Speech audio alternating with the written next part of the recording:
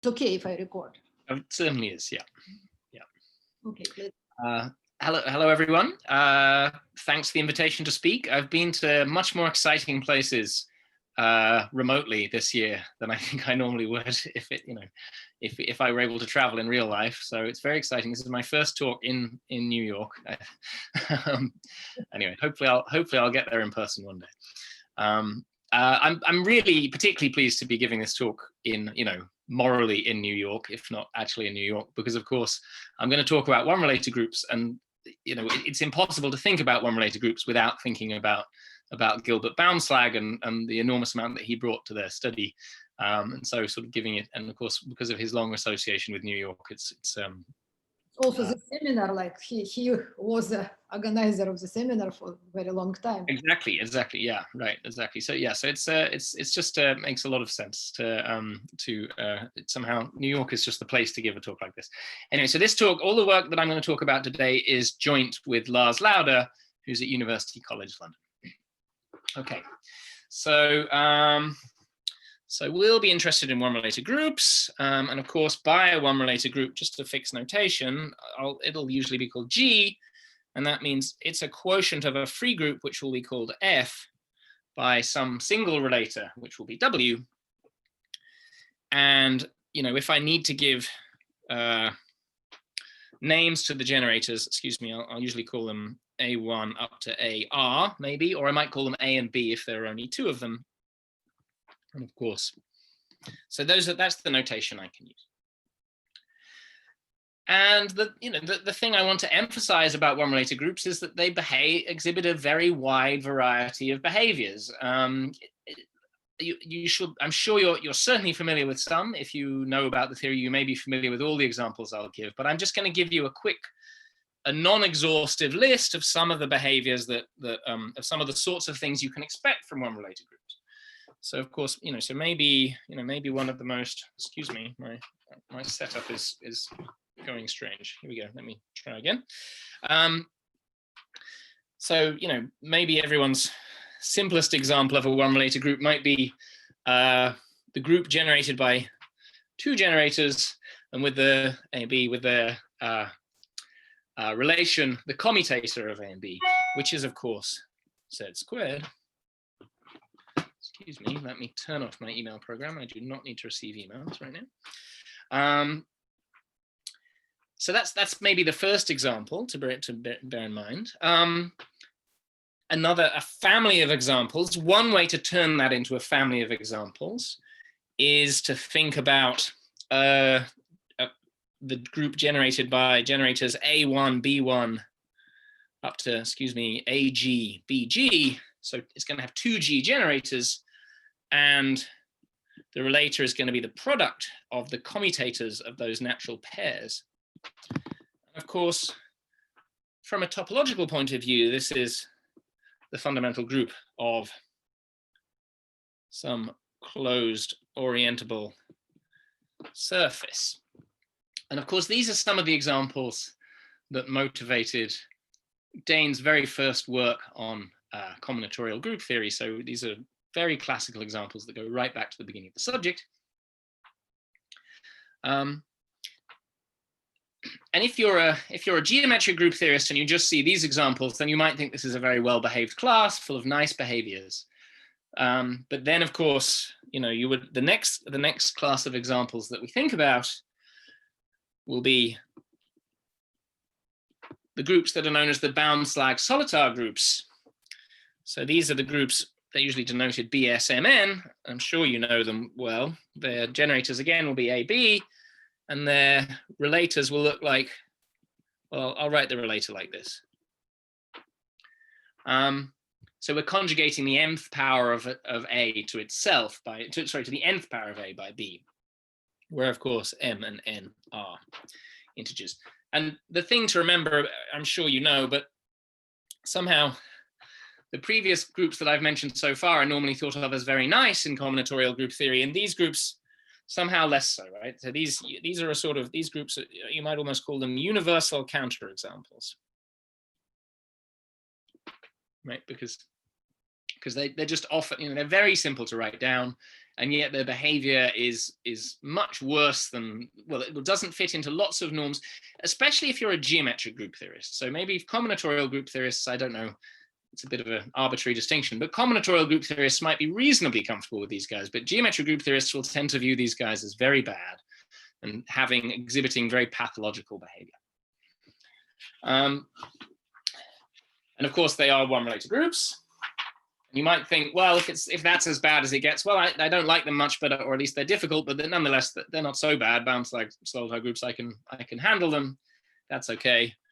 Well, it gets worse than that. So maybe the next example is it's sometimes just called the bounce-like group, or sometimes it's called the bounce-like-Gersten group, and it's in a very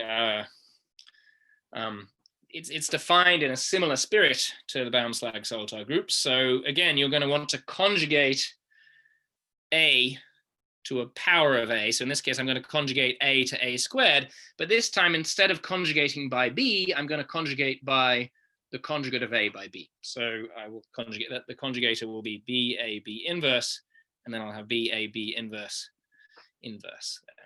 Okay. And that is another one-related group. And all I can say is this one has many pathological properties. I won't go into too much detail about exactly how bad they are, because that's not important to me today. I just want to say this one is even worse, somehow. Worse, That's if you can think of some unpleasant behavior that you might want a group to have, this might exhibit it. So I mean, a classic example is its Dane function is vast. It's got a very, very, very quickly growing Dane function, for example. That's an example of the sorts of bad behavior that it exhibits. And people are still coming up with bad examples or sort of pathological examples of one-related groups. So there are other recent pathological examples, which I don't need to go into the details of, but there were examples. So there were some examples by Dyson and Riley, which was some hyperbolic groups, which nevertheless had some pretty badly behaved subgroups. And then there's also some very recent examples by Gardam and Woodhouse, who were able to give some one-relator examples that I forget again. I think they're I forget exactly what the point about them was, but the point was they were more pathological examples anyway. That was the key point. So this is still an ongoing industry to come up with really bad examples of one-related groups. So one way you can view these groups is as sources of sort of counterexamples in group theory, but they also arise in topology, of course. So some of the most classical examples that go back a long time. So if we look at, I'm going to betray the fact that I'm not really a topologist here, or at least not really this kind of topologist, by failing to draw my knots very well. But if you look at the trefoil knot, for example, or alternatively, I can just about do the trefoil. The next one's harder. If you do the figure 8 knot is another. Whoa, something's gone wrong. Oh yeah, there we are. There we go. It worked. There we go. So those are knot theorists' two favorite non-trivial knots, for example. If you look at them, or in fact more generally, knot theorists have this notion of a two-bridge knot, which I won't define for you, but there's the point is there's loads of them, there's infinitely many of them. So if you look at this large class of knots, then they're the fundamental group of that knot complement, so the complement of that knot in S3 will be a one-related group. So many, many, many examples arise as fundamental groups of knot complements. So in other words, arise playing an important role in three-manifold topology. And so this gives you some sense of the array of behaviors that you might get from a one-related group. On the other hand, of course, it's another, I've somehow missed out the generic behavior so far. Nothing that I've said has really captured what you might generically expect from a one-related group. Maybe the surfaces that I wrote down, the surface groups, are the closest to that. But of course, if our relator is in some sense generic, so if you picked it randomly or with some sort of genericity property, so for example, if it was a small cancellation word, let's say C'(1/6) or whatever, then of course our group G will be hyperbolic in the sense of Gromov. So, and in that case, of course, one has all these tools from geometric group theory to apply. So really what I'm trying to give you a sense of here is just the diversity of one-related groups and the fact that there are many of them that do fit into the geometric group theory kind of paradigms of well-behaved groups, but there are also some very, very badly behaved ones. And, you know, that's what we've got. It's some incredible zoo. Okay. So of course, we'd like to bring some order to this. So people have been studying one-related groups. You know, I think, I'm not sure exactly how I'm not sure whether, my sense from looking at the literature is that Dane himself did indeed explicitly study one-related groups. But of course, I think the first major theorems on one-related groups were perhaps due to Magnus. But it certainly goes back right to the beginning of people thinking about combinatorial group theory. So let me list a few of the sort of classical theorems that people have proved to try to bring order to this whole, at least to try to show that there is some structure here. So of course, again, we've got our one-related group, and I'm also going to think of it as the fundamental group. I am going to typically think of it as the fundamental group of a space, and that space is the fairly obvious one. So you take a rose, which of course has free fundamental group, has fundamental group F, and then you take a relator, which is a disk, and you glue that on. You glue that on using your word W, as you think of it as a map from a loop to your rose, and you glue that on as an attaching map, and that gives you a natural cell complex whose fundamental group is your group G. And so we're going to study our one-related group by thinking about this cell complex, this natural presentation complex. Okay. So let's mention some classical results about these things. So I think anyone who's familiar with the theory of one-related groups won't be surprised to see these names coming up. So perhaps the first, the first real triumph of combinatorial group theory, I think, perhaps, is Magnus's theorem that the word problem is solvable in one-related groups. And so it's extraordinary theorem, I think, for the time. I mean, that to have been able to prove that theorem, and it's still a theorem that somehow doesn't fit very well into our understanding of, it seems to me, of solvable. You know, it certainly doesn't fit well with geometric group theorists. It seems to me that it's not, as we've seen, one-related groups are a very broad class which exhibit very wide array of behaviors, and so they don't tend to fit well into any kind of geometric paradigm. And yet Magnus was able to prove that the word problem is solvable. Another theorem, again, is Linden's famous theorem, which I'm going to say like this. This isn't literally what he proved, but well, let's just put it like this. This formulation of it is, I think, due to Cockcroft, but it's essentially Linden's theorem, I think. That this complex X is aspherical. Well, there's a situation in which that can't be true. So that's going to be true unless W is a proper power. So unless W is a proper power. So that's the theorem that Linden proved. Now, so again, that's another very striking theorem, actually. Now, and again, not an easy one. Perhaps the next theorem to mention. So it's something that we haven't seen yet. This case here that I've mentioned, where the relator is a proper power. So that's exactly the situation, it turns out, where the one-related group has torsion. So that's not immediately obvious, but you can sort of see how it should be true. You can see that if your relator is a proper power, then that element U looks like it's going to have order K, and it looks like it might well be a non-trivial element. That turns out to be true. And it turns out that that's the only situation in which one-related groups have torsion. So they have torsion in this very controlled situation. That's a theorem of Magnus, Karras, and Solitar, I think. Now, turns out that, and we'll see more about this later on, that this situation where the one-related group has torsion is actually a better situation than the generic case. So for some reason or other, lots of the bad things that can happen for one-related groups don't happen in this case with torsion. Okay. And the first instance of this is this famous theorem of B.B. Newman. It's called people often call it the spelling theorem because of the way the proof goes. And he shows that in this case with torsion, so if W is u to the k, where k is bigger than 1, then in fact, well, what he did was he exhibited a very fast solution to the word problem. But in modern terminology, what we'd say is that this group G is hyperbolic. Okay.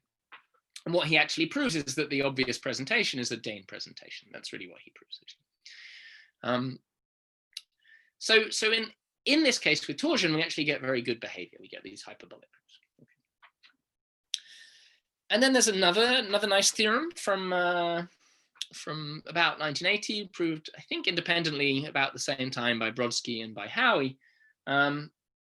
So they again, their theorem applies in this case when without torsion, so the case where the word is not a proper power. Then they proved that that in that case your group is locally indicable. Your one-related group, every one-related group is locally indicable.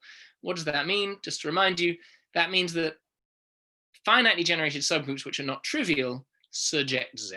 So that means every finitely generated H, which is a subgroup of G and not the trivial group, surjects Z. And I think of that as saying, that you can detect the non-triviality of a subgroup homologically, to use a topological phrase. In other words, by looking at the abelianization. Right? So in an ordinary, in a generic group, you shouldn't expect to be able to tell if a subgroup you're looking at is trivial or not just by abelianizing. But in a locally indicable group, you can. And then, of course, that gives us another result. Well, of course, that gives a nice corollary, but via the famous Burns-Hale theorem, which tells us that G is left orderable. So one-related groups are always left orderable. Okay. Which is another sort of hint of some structure that's lurking there. Okay.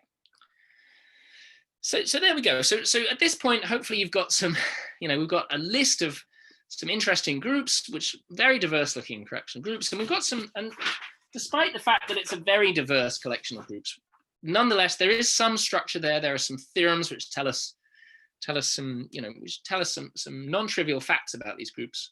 So they're not just, it's not a class that exhibits all possible behaviors. It is a constrained class. But more than that, I have to say I find it very difficult to make much more than that out of these list of theorems I've just told you, right? I mean, like at first they're all very nice facts, but how do you put them all together and make sense of them? How do you turn them into an actual theory of one-related groups? It's, to me, just looking at these facts, I mean, the proofs do have certain things in common. And of course, there are various important results that play important roles in all of these proofs. The main one of those, which I haven't mentioned yet, is Magnus's Freiheitssatz, which guarantees that certain subgroups of one-related groups are free. But still, it doesn't really, to me, hang together coherently as some kind of, as a class of groups with a theory. Where, if you ask me some other class of groups, if you ask me whether a fact was true about one-related groups, I would have to go away and look at the proofs of all these theorems and try to see if it applies to prove, if they apply to prove this fact. There's nothing there's no really sort of big, powerful tools that just hit everything on the head. So my goal, the goal that I sort of think is a good one here, is to bring order to this menagerie of examples and theorems. So, to come up with a real theory of one-related groups, which somehow, hopefully, gives us a real understanding of them. It's a really deep understanding of how they all fit together.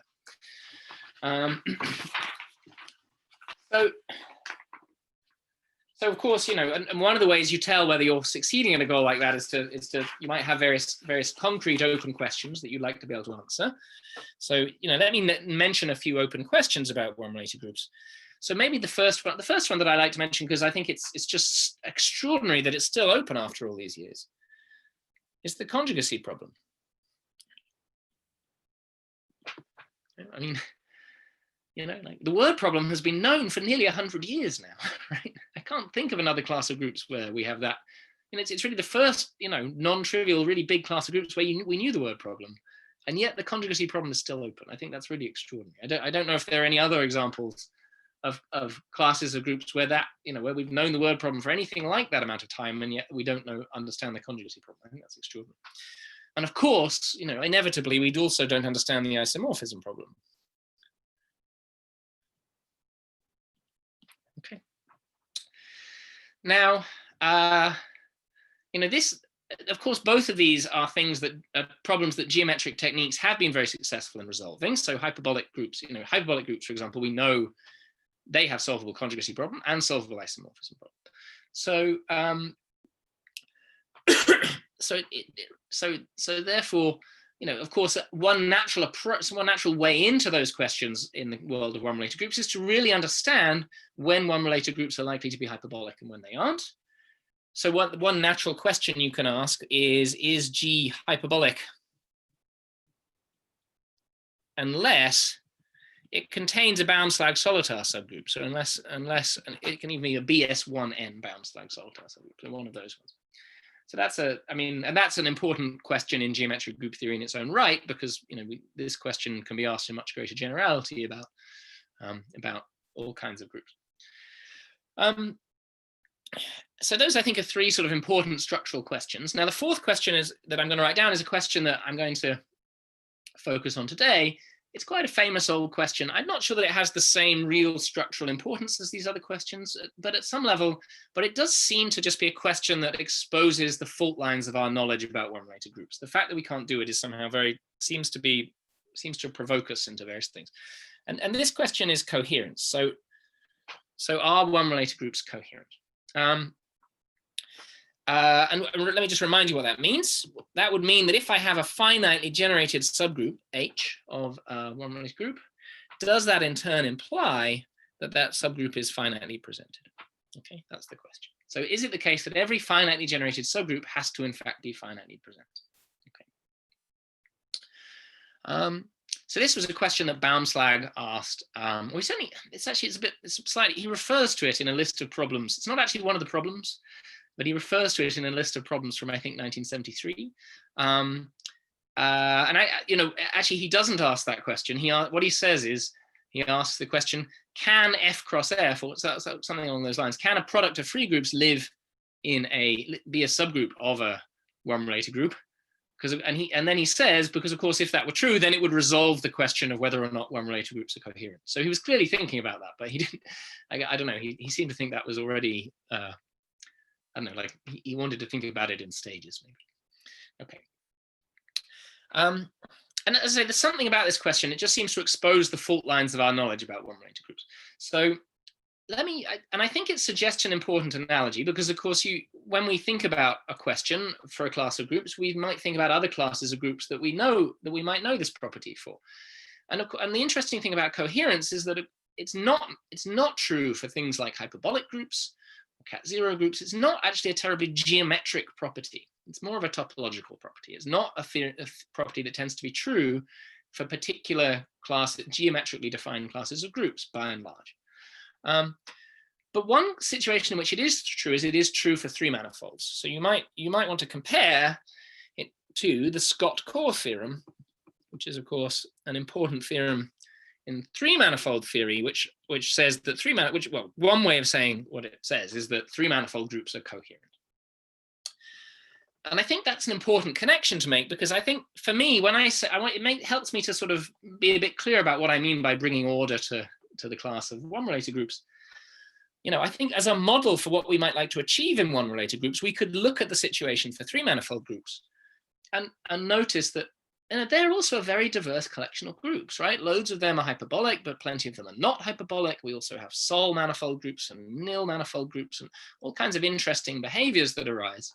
Graph manifolds, all kinds of interesting things happen in three manifold groups. And yet we can now classify them, right? And of course, they're all classified partly through Perelman's work on geometrization, of course, and then also the virtual Haken and virtual fibering conjectures then sort of finish that off in the sense that there are still questions you can ask about those groups, even once you know geometrization, and virtual fibering tends to give you the answers to those questions. So you know, that's a model for the kind that, you know, it would be wonderful to have a theory of one-related groups that worked like that. Right? It would be wonderful to have a theory of one-related groups which somehow told us where to put the really bad examples and told us how the good examples related to them. That's what happens in the theory of three-manifold groups. And of course so, you know, of course, one of the key insights in that whole program of classifying three-manifold groups is that, of course, geometric structures do play an important role. And so we can ask ourselves, well, is there some sort, this is the fifth question I want to ask, and it's a much vaguer question. Is there some sort of geometry or curvature that might apply to help us to bring order to the notion of three-manifold groups? Sorry, to the notion, to one-related groups. So that's the kind of question we might ask. And sort of we know, let me point out, we know that the standard notions of geometry that are considered by geometric group theorists are not going to apply in total generality to one-related groups, because they contain all these bad examples, right? We have these bound slag solitar examples and bound slags examples and things. These guys are not, they're not cat zero, they're not automatic, they're not hyperbolic, they don't have any of those nice properties, right? So you can't, they're not even acylindrically hyperbolic. They don't have any of these nice geometric properties that that geometric group theorists like to think about. So fortunately, Dani Wise came up with a different kind of geometric notion, which seems to, I don't know how he came up with it exactly, but it seems to have a lot to say for it, a lot to recommend it. And it's called non-positive immersions. So let me give you the definition, because it's not a standard notion, but it's a really interesting one, I think. So we say that a two-complex X, and you should have in mind the two-complex that we've been thinking about, the presentation complex of a one-related group, has non-positive immersions. And so I'll usually just abbreviate that to NPI if the following thing holds. Sorry, I don't want that now.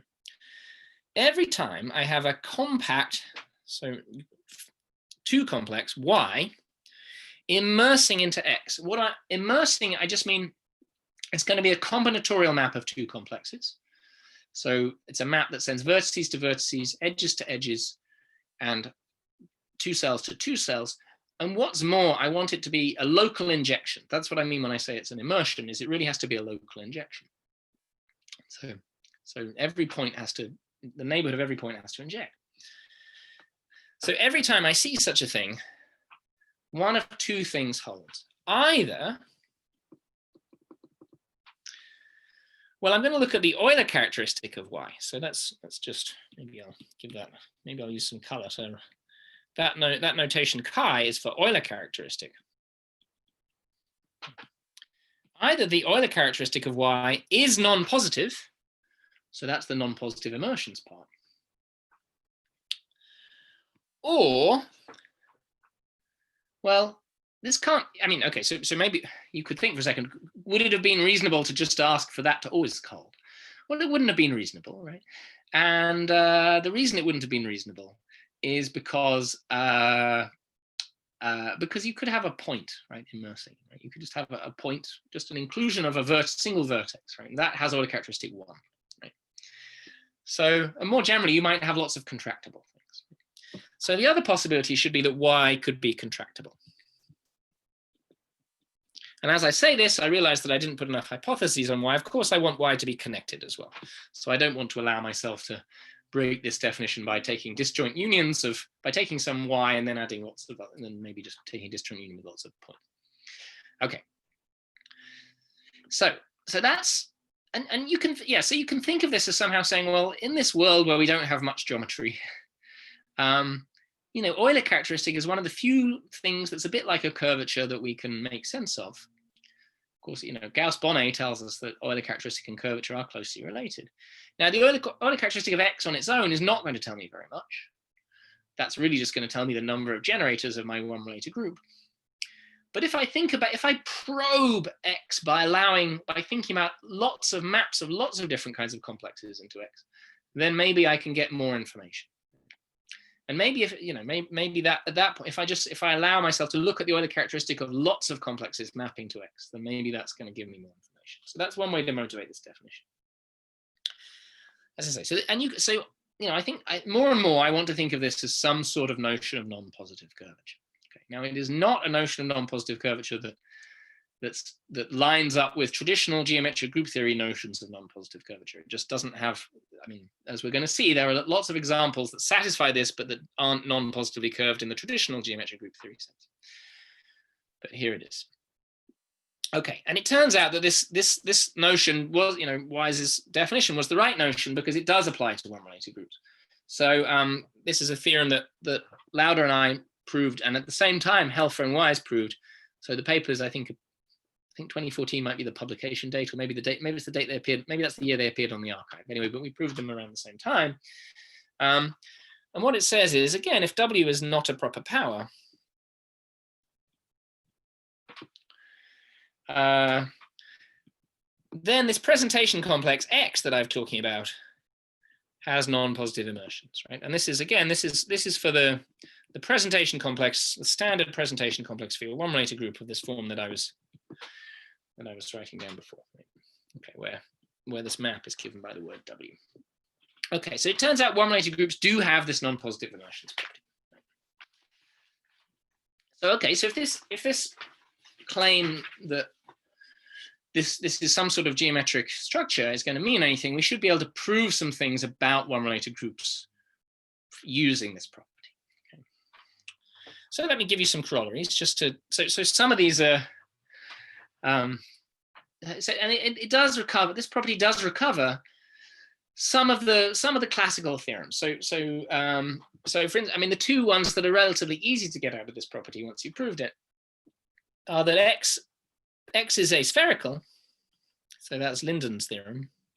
And the rough reason is that if X wasn't aspherical, then you'd find some sphere that was, well, with a bit of work, you can argue it's going to be something like immersed into the complex. Immersed is a bit strong, but close enough. That's what you should think of. And that will give you something immersing into X that's got positive Euler characteristic, but nevertheless isn't contractible. And so that would contradict non-positive immersions. So there's a little wrinkle there about whether or not you're really looking at immersions, but that's the idea. And then the other thing that's quite easy to get out of this, it turns out, is that this Brodsky-Howey theorem that G is locally indicable also comes quite naturally out of this.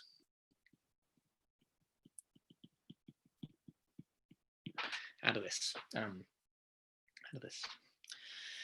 And then there are other conjectural, results which it doesn't. There are other things it doesn't give us yet, but that we'd like to say it gave us. So Wise in fact conjectured. This is Wise's conjecture that NPI implies coherence. So Wise conjectures that knowing non-positive immersions should be enough to prove to imply that your fundamental group really is coherent. And of course, if that's true, then we would have resolved Baumschlag's conjecture. So that would be nice. But one thing you can get out of it quite quickly is that if you have a subgroup H that's finitely generated, then, well, it's not, as I said, we don't know that implies that it's coherent, but what you can get quite quickly out of this property is that the second homology, sorry, the second Betti number, so in other words, the dimension of the second homology, let's say with coefficients in Q of the subgroup, is finite. Okay, so that's actually a relatively easy thing to deduce from this non-positive immersions property. And so that tells us that even if one-related groups aren't coherent, they are sort of homologically coherent, right? So you get some sort of homological version of coherence. And I think that's enough to answer actually the question that Baumschlag actually asked, that F cross F does not embed in, to show that F cross F does not embed in a one-related group, actually, because F cross F does have subgroups that have infinite second homology. Okay, so that's non-positive immersions, and as I say, it seems to be some sort of notion of non-positive curvature, and it does seem to give you some nice theorems, even though at the same time, it applies to a very diverse array of groups, including, as I say, bound-slags volatile groups and bound-slags groups and all those kinds of bad things. Okay. So the geometric group theorist in me says, well, okay, well, now we've got non-positive curvature. What about some kind of negative curvature? Right? So that seems like a reasonable question. What about negative curvature? And you can actually just stare at that definition of non-positive curvature that I gave you, non-positive immersions, and write down some kind of definition of negative curvature. So let's do that. So this is, what about negative curvature? So this is a definition that Lauder and I gave. We say that a complex X has negative immersions, which again I'll abbreviate to Ni, if for all compact connected Y immersing into X again. So this is the same setup as before. We're going to look at all the finite connected two complexes immersing into X. And again, we're going to have a dichotomy that's going to hold. So either,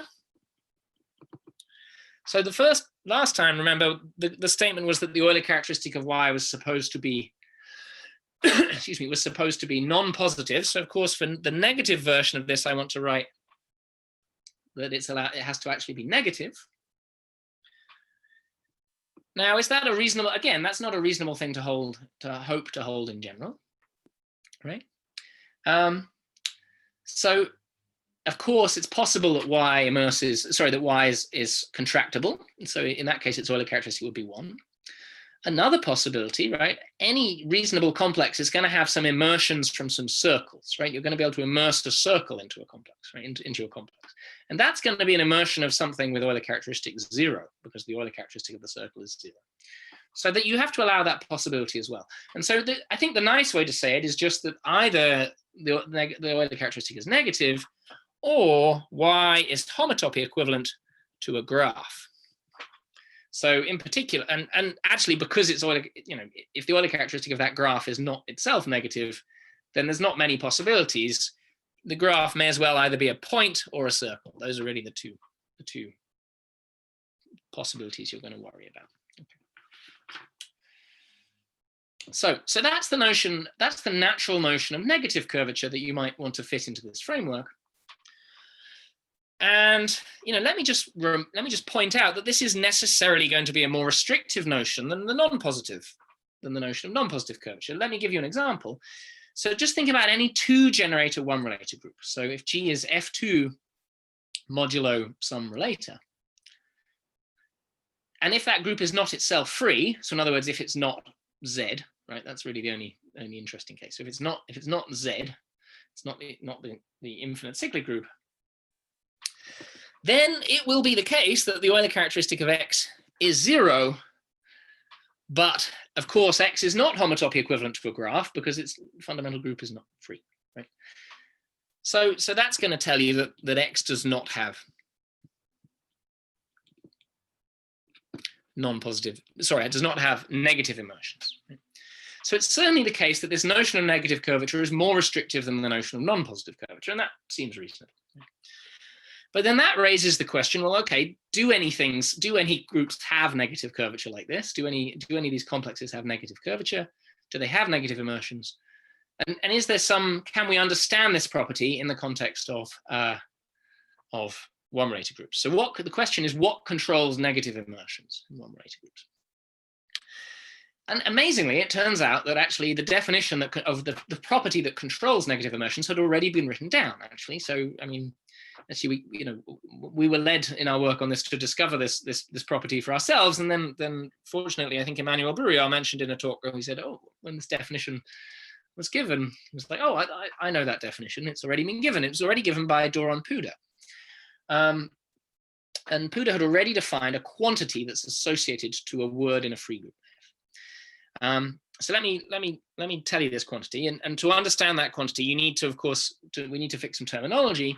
So we're going to say an element, if I have an element W in F, which you should think of as my relator, that element is primitive, of course, if it is contained in a basis. So if it's a basis element for the free group. So many of you have thought very hard about basis elements of free groups. It's a very interesting property, of course. And Puda has a quantitative way of measuring how far an element is from being a basis element, how far an element is from being primitive. And it's called the primitivity rank. Okay, So let me tell you what the definition is. You may have seen it before, but it's not, oh, excuse me, it's not nearly as well known as some other very closely related or some other very similar notions, but it seems to be very powerful. So the primitivity rank of W, so it's denoted pi of W, and it's defined to be the following thing. It's the minimum of the ranks of all the ranks of of H, where H is what? Well, H is going to be a subgroup of our free group. And what's more, H is going to contain W. So it's got to be, so we're looking at all the subgroups of our free group that contain W. But now, of course, every one of those subgroups is itself free by the Nielsen trial theorem, and so we can ask ourselves whether W is a primitive element of H or not, right? And the restriction on H is that W has to live inside H but not be a primitive element of H. So W in H, but it has to live in H, but it has to be imprimitive. That's the key thing. Okay. And so you look at all of those subgroups of H and you take the minimum of their ranks. Now, I think Puda should probably have called this the imprimitivity rank, not the primitivity rank, unfortunately, because that's really what it's measuring, but never mind. There we are. So let me sort of make some remarks about that. So that's the primitivity rank. Let me make a couple of remarks about it, because it's a little unfamiliar if you haven't thought about it before, but actually it's not so hard. Let me just give you an example of what sort of how to think about it. So, notice that unless W is primitive in F, in that situation, I'd just say that pi of W is infinity, right? It's the minimum of the empty set, and I think the right thing to say the minimum of the empty set is infinity. We always have that F is, if that's not true, then F itself is a subgroup of F which W sits in primitively, and so we always have that pi of W is less than or equal to the rank of F. So pi of W never gets terribly large, right? It only gets as big as, it can never be any, it isn't usually any bigger than the rank of F itself. But an example of something where it's smaller, you should think of this kind of example. So if you got, maybe you got a W sitting inside an F2, which is imprimitive, but now I map F2 injectively via some homomorphism F into F 1000, say, right? Then in that situation, if I look at the image of W under F of W, and I try to compute its primitivity rank, well, that's not going to be any more than 2, right? Because there'll always be F of F2 as a subgroup of rank 2 that F of W sits in primitively. So it's a way of pulling apart this phenomenon that you might be looking at an element that's imprimitive, but it sits inside a much simpler subgroup and is still imprimitive. That's really the idea. Okay. Let me make another remark.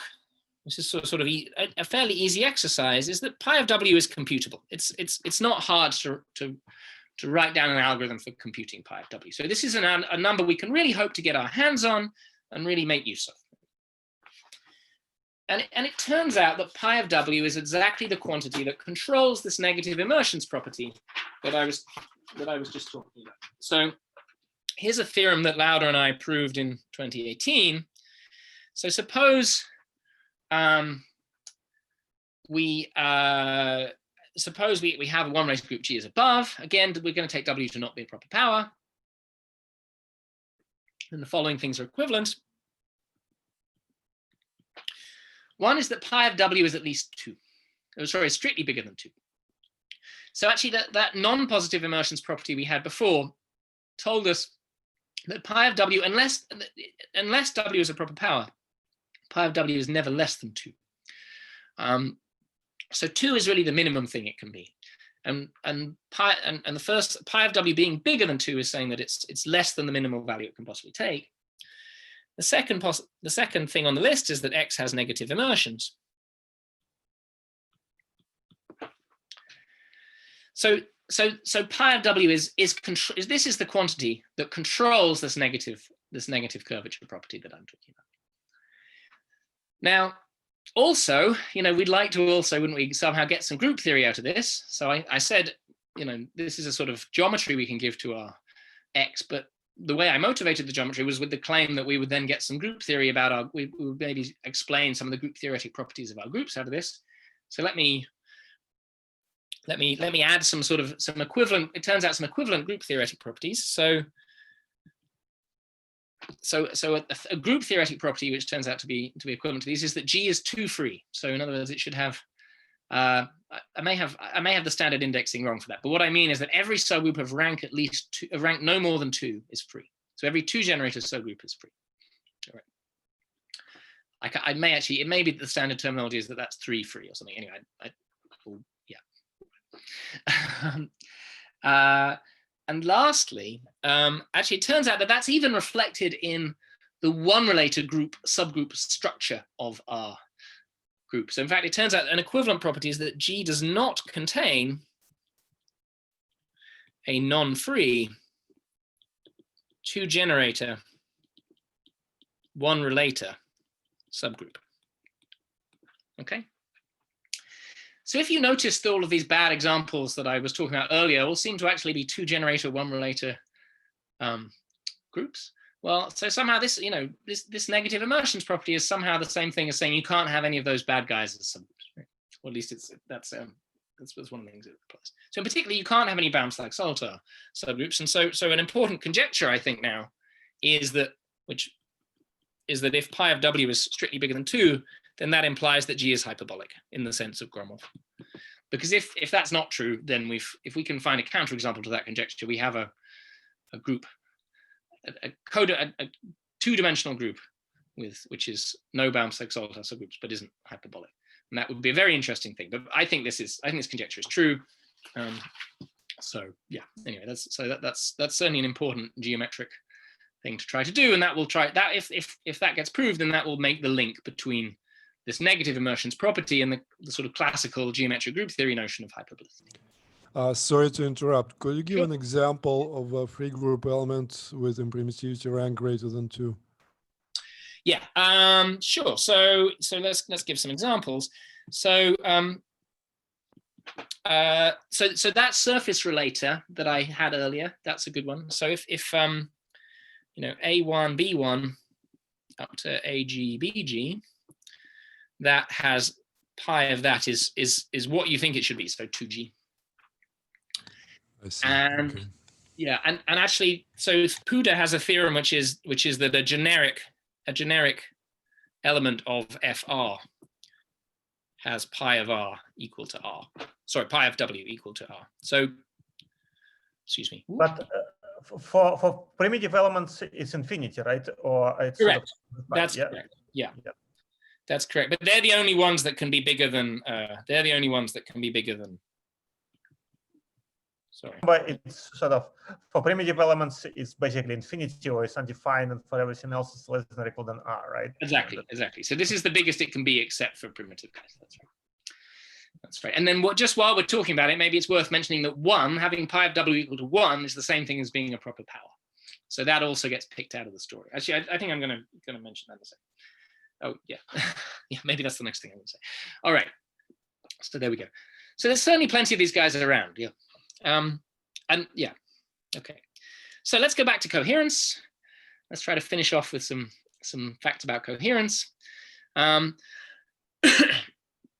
as usual, it turns out that the case with torsion is well behaved. So as I mentioned before, that there's this funny phenomenon that when the word is a proper power, you often get better behavior than when it's not. So this is a 2018 theorem that is proved independently both by Lauder and myself, and also by Dunny Wise. So the theorem is that if I look at a one-related group which has torsion, so it's the quotient of a free group by u to the k, where k is strictly bigger than 1, then this guy is coherent. Okay. So that's, and I want to sort of put that in the context of, actually, yeah, I was going to make this remark by putting this in the context of what that means about the primitivity rank. So yeah, so W is u to the k for k bigger than 1. It's a proper power if and only if the primitivity rank is 1, right? Because primitivity rank is 1 means you're an imprimitive element of a cyclic subgroup with a free group. In other words, you're in a cyclic subgroup, but you're not the generator of that cyclic subgroup, right? So you have to be a proper pair. Okay. So that's, if I had been giving this talk to you about, I don't know, 2 months ago, this is where I would have ended. But I mean, you know, we're all friends here, so I'm going to tell you our very most recent result on this. So I should caution you, this month is probably less. This result is less than a month old, so it's very recent. It's not written up yet. Nevertheless, I think we have 2 proofs, so I think it's looking good. I think it is true. And this is a scoop. This is an exclusive because I think this is the first time I've mentioned it outside of, you know, I've mentioned it in public. So I want to finish with a very recent result, which, as I say, is about 1 month old. Again, joint work with Lars. And what the theorem is that if pi of w is strictly bigger than 2, then G is coherent. So kind of this seems to sort of fit in with this idea that somehow this negative curvature property just gives you stronger facts about the subgroup structure. And of course you sort of think, well, of course the ones with torsion we've already seen are negatively curved in a different way. They're hyperbolic. So there's something similar there, at least. I am not going to explain that now, but there is some connection actually. The proof here has something to do with the proof in the torsion case as well.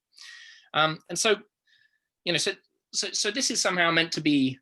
It doesn't resolve Baumschlag's conjecture entirely, but it does resolve it for a very great, you know, a huge class of one-related groups. Somehow you should think of it as the generic one-related groups, which aren't 2-generated one-related groups. Now that was already, I haven't got the reference here, but that was already a theorem that if you choose the relator randomly, then and the rank is bigger than 2, then the resulting group is coherent. So that's already known. But nevertheless, this gives a very precise control. You could look at a one-related group that was, you know, with more than 2 generators. You could go away and compute this primitivity rank using this fairly simple algorithm to do it, and then you'd know that your group is coherent. So you really get control over which groups are coherent. And if you don't like primitivity rank, or at least you think, well, it's a new notion, and it somehow doesn't, I can't think about it. Here's a precise corollary which tells you, which somehow makes precise this idea that somehow the remaining bad ones are the 2-generated one-related ones, right? So the corollary is that G is coherent unless it contains a 2-generator one-relator subgroup. Okay, so that we can be very precise in saying that somehow the 2-generated one-relator ones are the bad ones that seem to require something extra to resolve. And if you put that to one side, then the remaining one-related groups are coherent, and Baumschlag's conjecture holds in that case. Okay, so I'll end my talk there. Thanks for your attention. Thank you very much.